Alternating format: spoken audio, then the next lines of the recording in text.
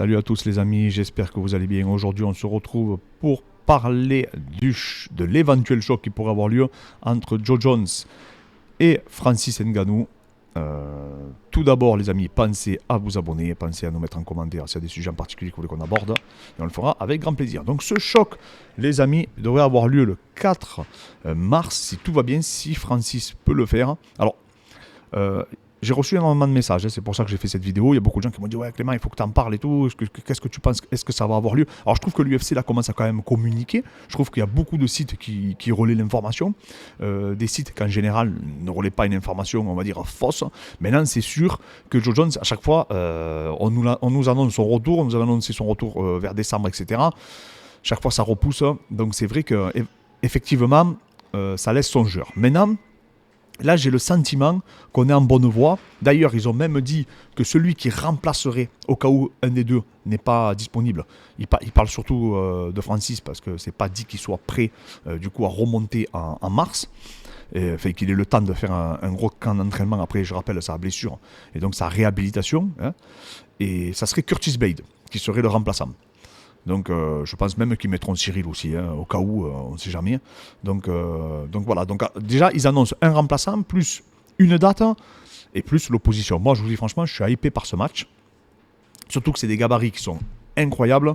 Je vous rappelle, Joe Jones, c'est, alors ça dépend des sites, mais c'est 194 cm ou 196 cm et 2,16 m d'allonge. Francis Ngannou, c'est 193 cm ou 194 cm et c'est 2,10 m d'allonge. Donc les deux ont une allonge incroyable. La puissance est du côté de Francis Ngannou, l'intelligence, la gestion de distance est du côté de Joe Jones. Maintenant, on va parler un peu de leurs points forts et de leurs points faibles dans les compartiments du MMA. Avantage bien sûr en striking pour Francis Ngannou, avantage en lutte pour Joe Jones, et je pense avantage en grappling aussi pour Joe Jones. Maintenant, on a bien vu que Francis, c'était pas une mince affaire de le ramener au sol. En plus, on a vu contre Cyril qu'il était capable lui-même de lutter. On l'a vu aussi contre Miocic, qu'il avait des très bonnes défenses, qu'il est très physique, très puissant. On a vu que Joe Jones a fait une prise de masse assez remarquable. Il a pris énormément de poids. Est-ce qu'il va être toujours aussi félin? Est-ce qu'il va être toujours aussi agile? On avait vu déjà des baisses de régime dans ses anciens combats. Est-ce qu'il ne va pas avoir de grosses baisses de régime, étant donné qu'il a une surcharge aujourd'hui pondérale qui est considérable par rapport à ses précédents combats? Parce que c'est extrêmement difficile de combattre quand on a pris énormément de poids, je peux vous le dire, parce que ça m'est arrivé. Je vous garantis, on ne bouge pas de la même manière, on n'a pas le même jeu. On perd en fluidité, on gagne en puissance, certes, ça c'est clair, c'est indéniable, mais on perd sur plusieurs registres, dont le cardio, et donc du coup, la fluidité, l'agilité, enfin en tout cas, le talent, ce qui caractérise Joe Jones. Pourquoi? Parce qu'on perd en réactivité, on perd en explosivité, on perd, et du coup, ça peut même nous faire perdre en lucidité. Pourquoi? Parce que comme je vous dis, ça fait paniquer le fait d'être beaucoup plus lourd. En tout cas, tous les athlètes que j'ai préparés, ça leur est arrivé. Alors après, là, lui, c'est une véritable prise de masse. Il faut savoir qu'il a toujours été lourd, mais là, c'est une prise de masse, et là, il évolue. Je rappelle que quand il va se peser, il sera certainement à plus 20 kilos que la dernière pesée qu'il a pu effectuer. Donc déjà, il n'a pas le cutting aussi à aborder, à préparer. Donc ça, par contre, c'est une force. Sa jauge d'énergie, mais du coup, ça va avoir moins d'impact négatif sur cet aspect-là. Mais en face de lui, il a un monstre. Il a un mec qui est presque à limite. Il est obligé de cutter pour être au point aujourd'hui. Maintenant, savoir est-ce que Francis, il est revenu à son meilleur niveau? Est-ce que Francis, aujourd'hui, dans quelle forme Francis va revenir et dans quelle forme Joe Jones va revenir? C'est surtout ça pour moi l'interrogation majeure de ce match, parce que c'est difficile, je vous l'avais déjà dit, quand on a un certain âge de revenir d'une opération lourde comme Francis a eu. Donc c'est pour ça pour moi qu'il n'aurait pas dû se faire opérer, ça c'est personnel. D'ailleurs il y a des médecins qui étaient allés dans le même sens que moi, parce qu'à un certain âge après je pense c'est un peu délicat de revenir. Bon, lui il a préféré le faire, c'est un choix personnel, mais il y a des sportifs, sachez, qui évoluent, nous on prépare des rugbyman, ils évoluent avec un ligament croisé. Mais ils ne sont pas opérés parce qu'ils sont plus près de la fin de carrière que du début, automatiquement. Ensuite, Joe Jones aussi, voilà, dans quel état il va arriver, quoi. Moi, quand je le vois aux pattes et tout, je trouve que c'est pas concluant. C'est pas concluant, il partage rien. Enfin voilà, quoi. Il dit qu'il veut l'un l'autre, mais franchement, on voit pas grand-chose. Francis, quand même, on voit sa réhab, on voit ses entraînements, on voit... Mais voilà, je voudrais qu'il nous hype plus. Je voudrais vraiment qu'il partage ses séances d'entraînement, qu'on voit ses sparring. Alors on a vu qu'il avait tourné avec Jiden Cox, le lutteur. On a vu qu'il était avec ses judo. On a vu que voilà, bon, il s'entraîne un peu partout. Mais bon, c'est pas. Il n'a pas l'air acharné, il montre pas beaucoup de photos de lui. Enfin, en tout cas, moi je trouve que c'est pas vendeur, quoi. Il faudrait quand même qu'il se bouge, un peu comme Miocic. Je sais pas pourquoi ils sont comme ça. Je comprends pas pourquoi ils n'ont pas compris. Joe Jones, comment il s'appelle, Connor, par exemple, il nous balance des photos à tout va, donc c'est intéressant, quoi. C'est intéressant, il fait que se balade, c'est costaud et tout, donc ça fait parler, ça fait jaser. Et on se dit, il a repris l'entraînement, donc ça nous hype. Et du coup, il y en a qui vont regarder le combat rien que pour le voir perdre, mais il y en a qui vont regarder le combat pour le voir gagner. Mais surtout, tu vois qu'il a repris l'entraînement. Lui, Joe Jones, à part dire oui, je vais revenir normalement à telle date ou telle date, c'est un peu le néant, quoi. Donc c'est ça où c'est compliqué. De temps en temps, il partage un peu des vidéos un peu approximatives de sa prépa physique, mais je sais pas, il a de l'argent, c'est quand même une des plus grandes stars de l'histoire du MMA, un des plus grands combattants de l'histoire du MMA, si ce n'est le plus grand, pour beaucoup.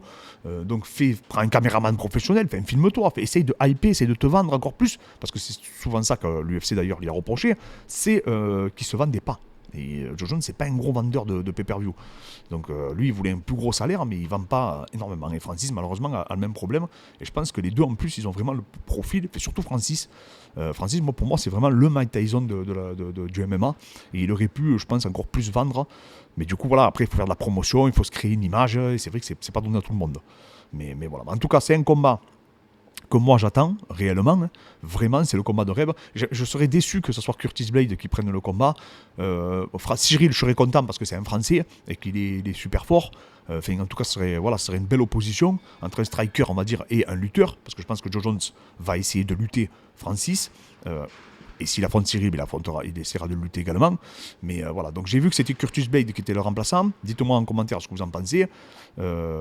Cyril, donc, dans tout ça, qui va affronter aujourd'hui? Parce que ça aussi, si ça s'avère être vrai, où on met Cyril du coup maintenant, ça aussi c'est une question. Parce que moi j'aurais bien vu Cyril contre Curtis. Et du coup, John Ngannou, là, pour moi, ça parle, tu vois. Ça, pour moi, c'est quelque chose qui est parlant. Pourquoi pas sur la même carte, même.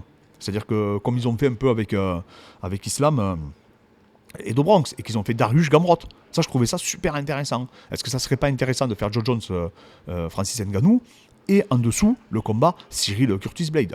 Ça serait une carte incroyable.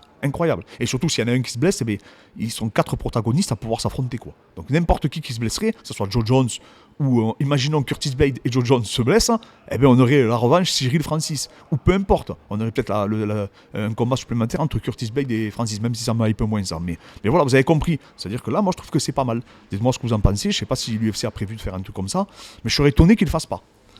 Je serais étonné qu'il ne le fasse pas parce que, je vous dis, Cyril, il a l'air disponible, Curtis, il est disponible, et du coup, eux deux, ils ont l'air de vouloir le faire. Je vous dis, l'interrogation, là, j'ai vu ce matin, c'était Francis. Est-ce qu'il va pouvoir revenir? Est-ce qu'il sera prêt? Moi, je pense que oui, parce qu'il est dans les temps pour pouvoir réaliser une grosse prépa. Mais en tout cas, Joe Jones, il ne va pas falloir qu'il le sous-estime. Parce que si Francis le connecte, si c'est le Joe Jones qu'on a vu contre Reyes, je donne pas cher de sa peau, sincèrement. Maintenant, Joe Jones, on le sait, c'est un génie du MMA. Il sait tout faire. Il est extrêmement intelligent. Il est extrêmement brillant quand il le veut. Il est capable de faire un combat incroyable. Donc, j'ai hâte de voir ce qu'il est capable de nous faire contre un monstre comme Francis Ngannou. Voilà, donc c'est une pré-analyse. J'espère que ça aura lieu. Dites-moi en commentaire qui vous voyez vainqueur. Est-ce que ce combat va avoir lieu? Et quel autre combat, par contre, pour vous, ferait une bonne alternative? Les amis, pensez à vous abonner, parce que je vois beaucoup de gens, je crois que j'ai vu 70 000 personnes différentes, qui regardent nos vidéos, mais on n'a pas beaucoup d'abonnés par rapport aux gens qui regardent nos vidéos. Donc les gars, c'est gratuit, abonnez-vous, ça coûte rien, et ça nous donne de la force et ça nous encourage, du coup, à avancer. Les amis, merci encore à tous, et je vous dis à très vite.